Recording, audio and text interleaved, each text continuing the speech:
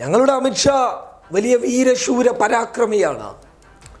അമിത്ഷാ ഒന്നങ്ങോട്ട് ഇറങ്ങിക്കഴിഞ്ഞാൽ രാജ്യം തന്നെ ഇളകിമറിയുമെന്ന് പറയുന്ന സംഘപരിവാരുകാരോട് ഒരു കാര്യം പറയട്ടെ.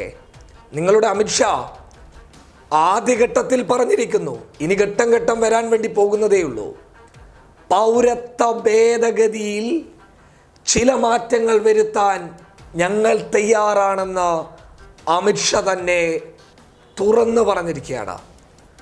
മേഘാലയയിലെ മുഖ്യമന്ത്രിയുമായി നടത്തിയ ചർച്ചയ്ക്ക് ശേഷമാണ് ഇങ്ങനെയൊരു തീരുമാനമെടുത്തത് എന്നാണ് ANI റിപ്പോർട്ട് ചെയ്യുന്നുള്ളത്. എങ്ങനെ തീരുമാനമെടുക്കാതിരിക്കും? അതുപോലെയല്ലേ അമിത്ഷായുടെ അവസ്ഥ, BJPയുടെ അവസ്ഥ. പ്രതിഷേധക്കാരെ നേരിടാൻ വേണ്ടിയിട്ട് പോലീസിനെ മുമ്പിലേക്ക് കൊണ്ടുവന്നു, അത് കഴിഞ്ഞ് പട്ടാളത്തിനെ കൊണ്ടുവന്നു. പക്ഷെ പട്ടാളവും പോലീസും വിരണ്ടോടുന്ന ഒരവസ്ഥയാണ് നമുക്ക് അസമിലെയും മറ്റുള്ള സംസ്ഥാനങ്ങളിലെ തെരുവുകളും നമുക്ക് വിളിച്ചു പറഞ്ഞത്. ഇനി എന്താണ് ഒരു വഴി?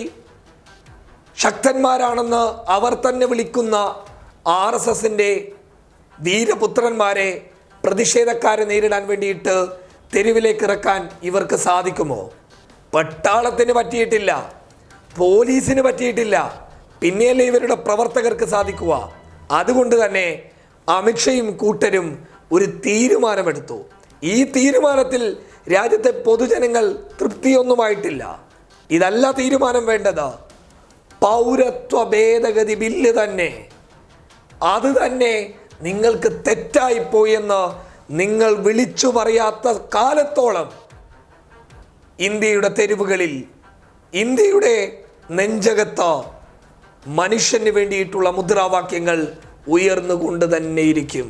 മുസൽമാന് വേണ്ടിയിട്ടുള്ള മുദ്രാവാക്യമല്ല, മനുഷ്യന് വേണ്ടിയിട്ടുള്ള മുദ്രാവാക്യങ്ങൾ ഉയർന്നുകൊണ്ട് തന്നെ ഇരിക്കും. യാതൊരു സംശയം വേണ്ട. എന്തായാലും അമിത്ഷയും കൂട്ടരും പേടിച്ച് വിറച്ചുപോയി എന്നുള്ളതിൻ്റെ യാഥാർത്ഥ്യമാണ്. റാഞ്ചിയിലെ യോഗത്തിന് ശേഷം അമിത്ഷാ പറഞ്ഞ പുതിയ തീരുമാനം, എന്തെങ്കിലും ചെറിയ മാറ്റങ്ങൾ വരുത്താമെന്ന്. ഈ ചെറിയ മാറ്റങ്ങൾ അവസാനം നിങ്ങൾ തന്നെ പറയും ഞങ്ങൾക്കൊരു തെറ്റുപറ്റിപ്പോയി എന്ന്. രാജ്യത്തെ പൊതുജനങ്ങൾ ശാന്തരായിട്ടില്ല, കാരണം അവർ വിപ്ലവം സൃഷ്ടിച്ചിട്ടേ ശാന്തരാവുകയുള്ളൂ. News desk public Kerala.